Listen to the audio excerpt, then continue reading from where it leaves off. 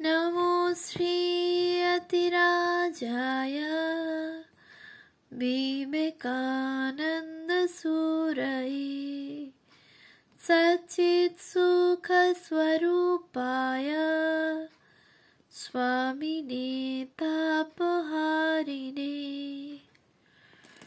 পূজনীয় স্বামী অবযোজানন্দজির লেখা স্বামীজির পদপ্রান্তে গ্রন্থ থেকে পাঠ, পৃষ্ঠা সংখ্যা 356।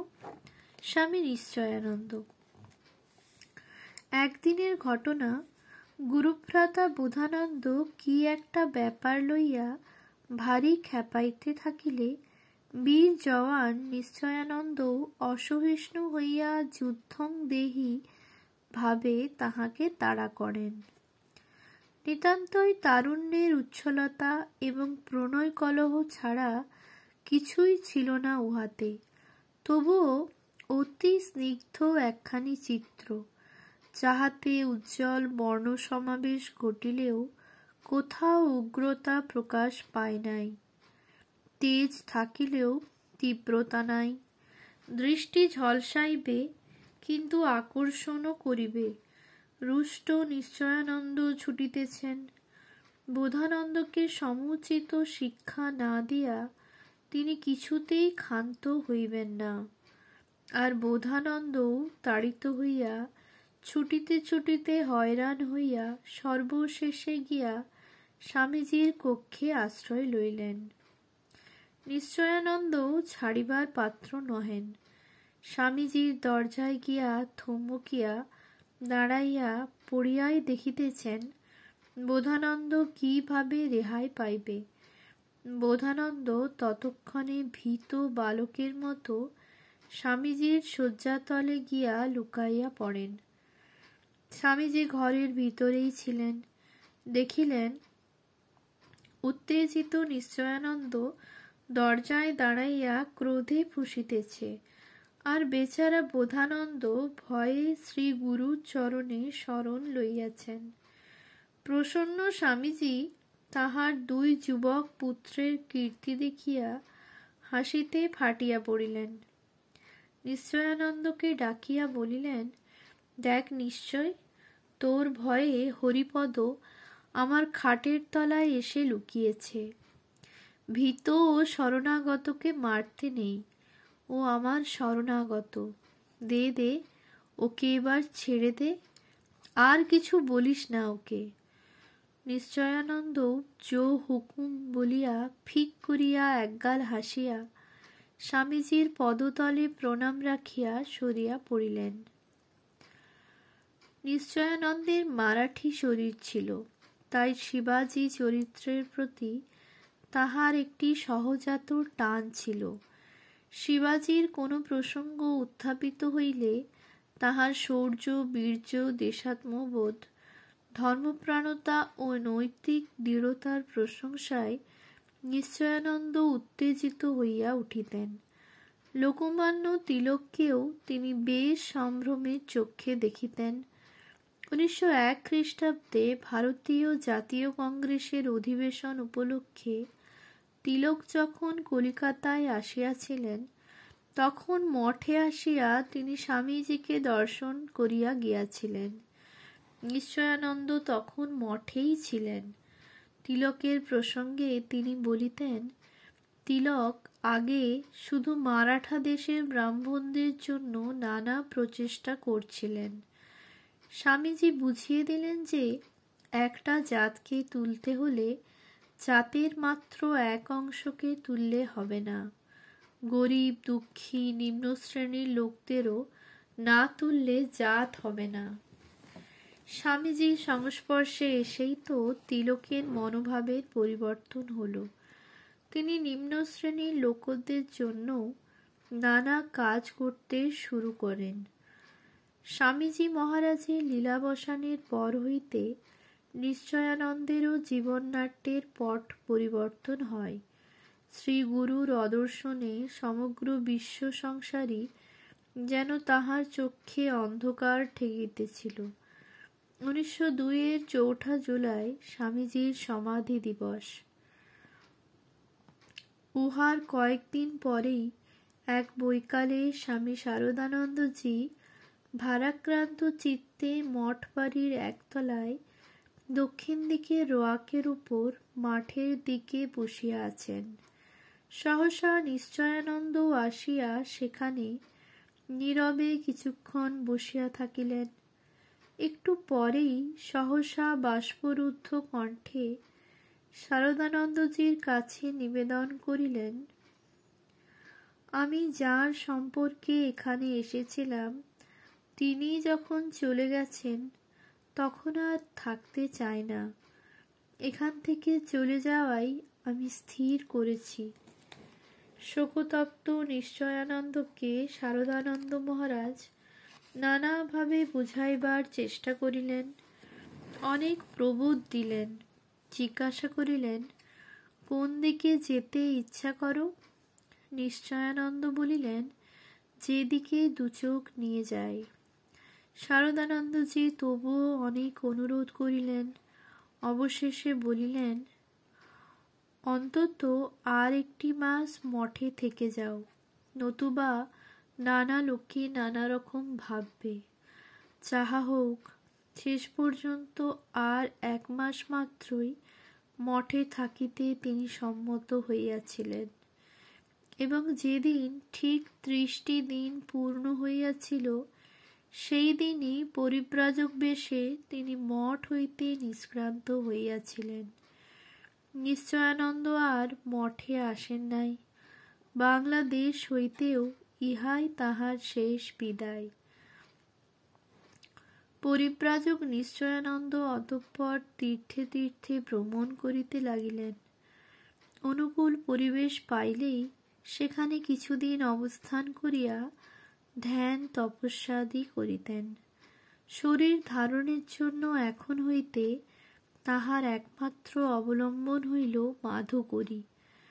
এইভাবে রমতা সাধুর ন্যায় ঘুরিতে ঘুরিতে 1903-এর কুম্ভমেলায় তিনি হরিদ্বারে আসিয়া পৌঁছিলেন। এখানেও তিনি মাধুকরী মাত্র অবলম্বন করিয়া সাধু দর্শন, সাধু সেবা ও ভজন সাধন লইয়া আনন্দে কাটাইতে থাকিলেন। তাহার অতি মলিন ও জীর্ণ বেশবাস দেখিয়া তাহাকে বুঝিবার সাধ্য কাহারও ছিল না। অসংখ্য সন্ন্যাসী ফকিরের মধ্যে একজন সাধারণ ভিক্ষাজীবী বৈরাগী বলিয়াই তাহাকে অনেকে মনে করিতেন।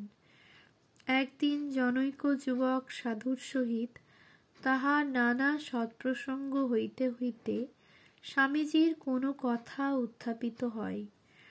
অপরিচিত ওই তরুণ সন্ন্যাসীর কথাবার্তায় নিশ্চয়ানন্দের বুঝিতে বাকি থাকিল না যে তিনি অবশ্যই স্বামীজীর কৃপাপ্রাপ্ত। সুদূর এই তীর্থক্ষেত্রে এতদিনে একজন মনের মানুষ পাইয়া নিশ্চয়ানন্দ খুবই আনন্দিত হইয়াছিলেন। ভাবের লোক মিলিয়া যাওয়ায় নিঃসঙ্গ নিশ্চয়ানন্দ প্রাণ খুলিয়া স্বামীজীর প্রসঙ্গাদি করিতে থাকিলেন। যুবক সাধুটির প্রতি তিনি ক্রমেই আকৃষ্ট হইতে থাকিলেন। উত্তরোত্তর তাহাকে বড় আপনজন বলিয়া মনে হইতে লাগিল।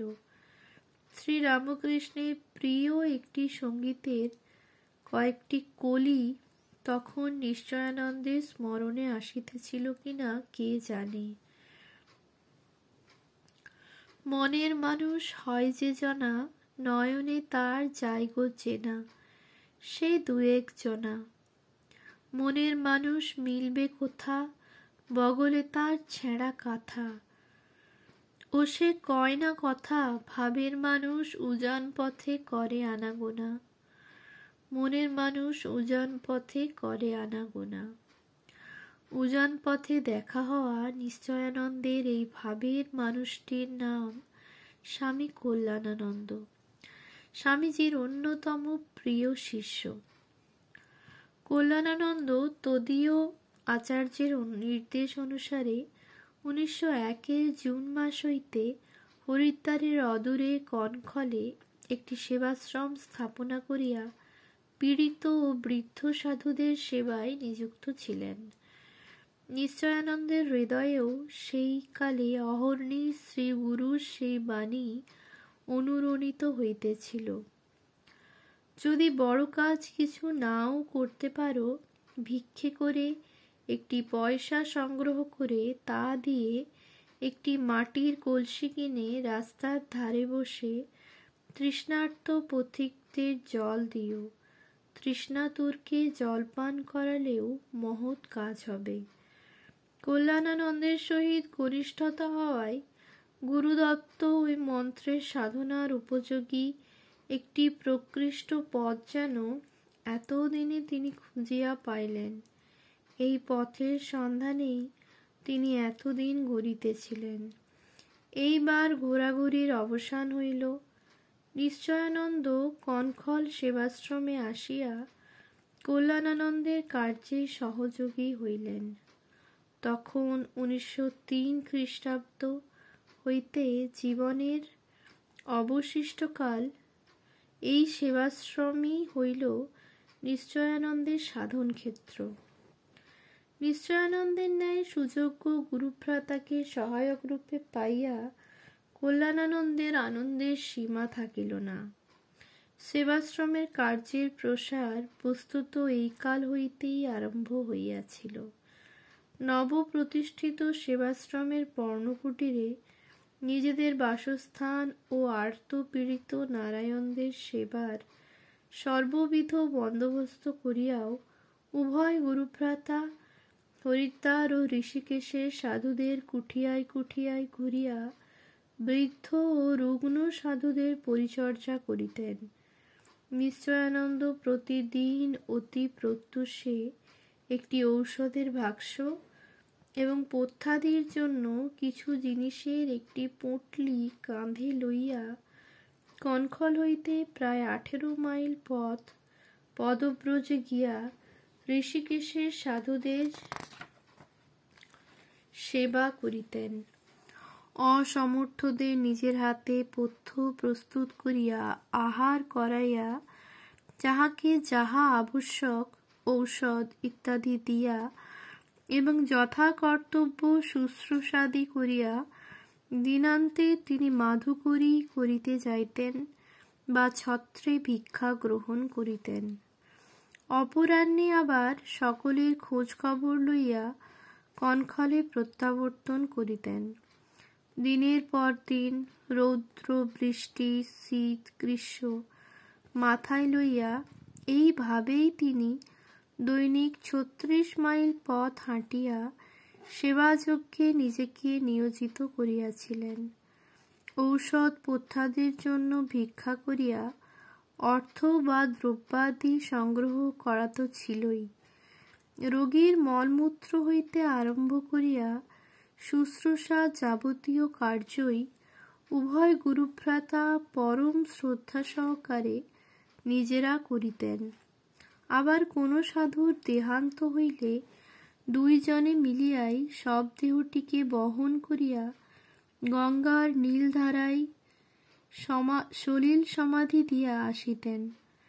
প্রচণ্ড রৌদ্রে উত্তপ্ত বন্ধুর উপল রাশির উপর দিয়া নগ্নপদে মাত্র 2 জন ব্যক্তির পক্ষে একটি ভারী শবদেহকে বহন করিয়া চলা যে কতখানি কষ্টকর তাহা অনুমান করা মোটেই শক্ত নহে। ওম শান্তি শান্তি শান্তি। হরি ওম তৎসৎ। শ্রীরামকৃষ্ণার্পণমস্তু।